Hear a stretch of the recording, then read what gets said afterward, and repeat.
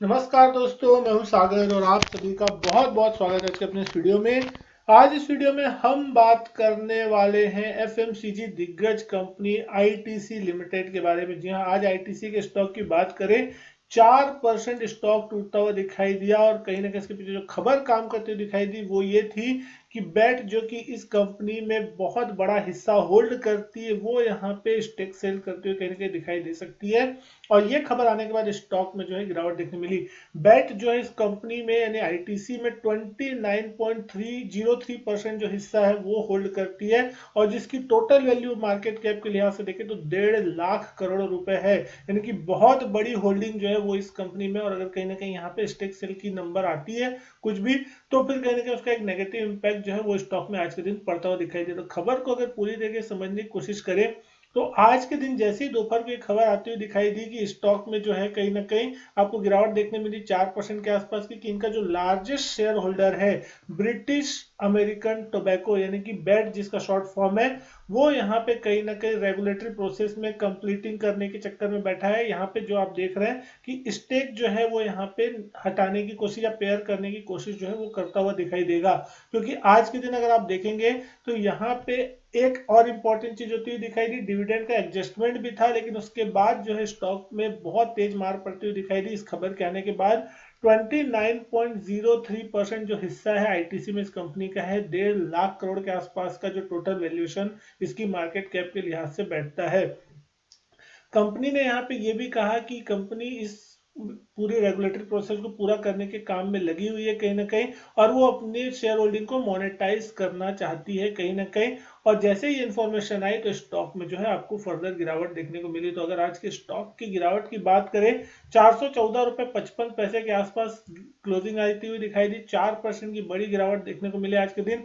Volume बहुत बड़े होते हुए दिखाई दिए, 4 करोड़ 80 लाख शेयरों के आसपास के वॉल्यूम होते हुए दिखाई दिए। 52 वीक हाई अगर आप देख रहे हैं, ऑलमोस्ट 500 रुपए के आसपास का 52 वीक हाई है, जहां से स्टॉक में एक अच्छा खासा करेक्शन आ चुका है।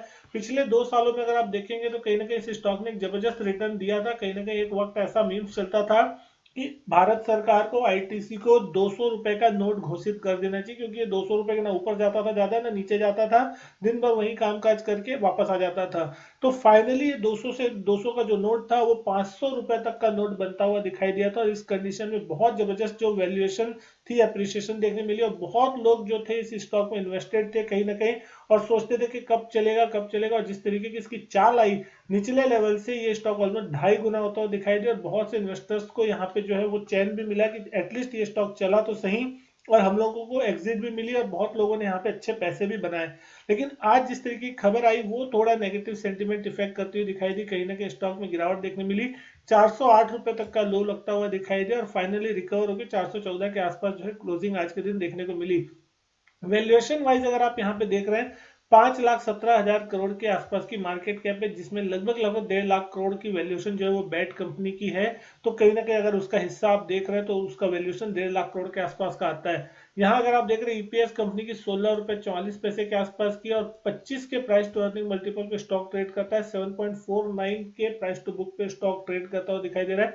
डिविडेंड यील्ड बहुत ही शानदार है, 3.74% की जो डिविडेंड यील्ड है वो कंपनी की तो डिविडेंड अच्छा देती है। आज भी अगर आप यहाँ पे देखेंगे तो 6 रुपए 25 पैसे का जो डिविडेंड है वो यहाँ पे इंटरम डिविडेंड एडजस्ट होता हुआ कहीं ना कहीं दिखाई दिया। उसके मुकाबले स्टॉक में जो गिरावट थी वो ज्यादा थी। लेकिन अगर चार्ट्स पे देखेंगे तो आज के दिन कहीं ना कहीं एक नेगेटिव इंपैक्ट बनता हुआ दिख रहा है। इंपॉर्टेंट सपोर्ट लेवल जो है चार्ट पे टूटते हुए दिखाई दे रहे, जो कि कहीं ना कहीं आपको बनते हुए दिखाई दे रहे थे। लगभग 425 430 की रेंज में एक इंपॉर्टेंट सपोर्ट था, आज उस लेवल के नीचे खुला और कहीं ना कहीं उसके नीचे ही कारोबार हुआ। तो आपको उस लेवल के नीचे और भी गिरावट देखने को मिलता हुई दिखाई दी। और फाइनली अगर आप देख रहे हैं 200 दिन का एक्सपोनेंशियल मूविंग एवरेज जो है उसके नीचे जाके स्टॉक लगातार 3 दिन से क्लोज होता हुआ दिख रहा है। और आज डिसाइसिवली एक सपोर्ट को तोड़ के बुरी तरीके से यहाँ पे स्टॉक टूटता हुआ दिखाई दे। तो जो ईएमए लेवल है वो लगभग 435 के आसपास है, तो लगभग 20 रुपए जाके नीचे बंद हुआ। और वॉल्यूम भी जो है वो बहुत बड़े होते हुए दिखाई दे, कहीं ना कहीं हैवी सेलिंग जो है आज के दिन देखने मिली न्यूज का भी, और साथ साथ जो सपोर्ट लेवल टूटते हुए दिखाई दिए उसके बाद कई लोगों के स्टॉप लॉस ट्रिगर होते हैं, तो उसकी भी एक सेलिंग प्रेशर जो है वो मार्केट में कहीं ना कहीं बनता है।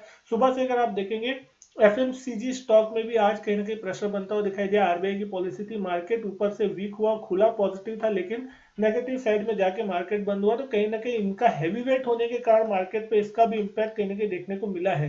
तो अब यहाँ पे कौन से इंपॉर्टेंट लेवल होते हुए दिखाई देंगे, तो कहीं ना कहीं आप देखेंगे तो ये स्टॉक ने 500 रुपए के आसपास का जो हाई था वो लगाया था जुलाई के महीने में, उसके बाद से ये स्टॉक कंसोलिडेशन करता हुआ आपको दिखाई दे रहा है। कोई खास बड़ा मोमेंटम यहाँ पे आपको बनता हुआ दिखाई दे, जिस तरीके से मार्केट में एक अच्छी खासी रैली है, लेकिन कहीं ना कहीं एफएमसीजी स्टॉक जो है अब थोड़ी प्रॉफिट बुकिंग दिखा रहे हैं।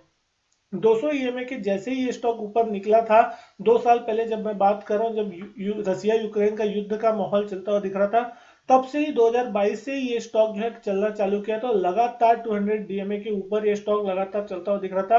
और 2 साल के लंबे वक्त के बाद अब ये स्टॉक 200 ईएमए के नीचे जाने की कोशिश कर रहा है। तो एक चीज हमेशा ये चीज मानी जाती है कि 200 ईएमए की अगर स्टॉक ऊपर चल रहा है तो वो स्टॉक बुलिश ट्रेंड में है, और 200 ईएमए के नीचे जा रहा है तो फिर वो वहां पे बेरिश ट्रेंड पे आने की शुरुआत होती है। तो क्या यहाँ पे ये अब बेरिशनेस की शुरुआत है, और यहाँ से क्या सेलिंग प्रेशर बढ़ता हुआ दिखाई देगा, या फिर हर राइज में यहाँ पे आपको एक सेल देखने को मिलेगा। तो अब यहाँ पे जिस तरीके का नंबर अभी देखने को मिल रहा है, और अगर इस तरीके की कोई न्यूज आगे चल के इसके ऊपर कोई भी इंप्लीमेंट होता है, तो कहीं ना कहीं आने वाले दिनों में आपको 380 से 400 रुपए तक के लेवल्स जो है वो इस स्टॉक में देखने को मिल सकते हैं, जो कि कहीं ना कहीं एक अगला सपोर्ट लेवल की अगर हम बात करें तो होता हुआ दिखाई दे सकता है।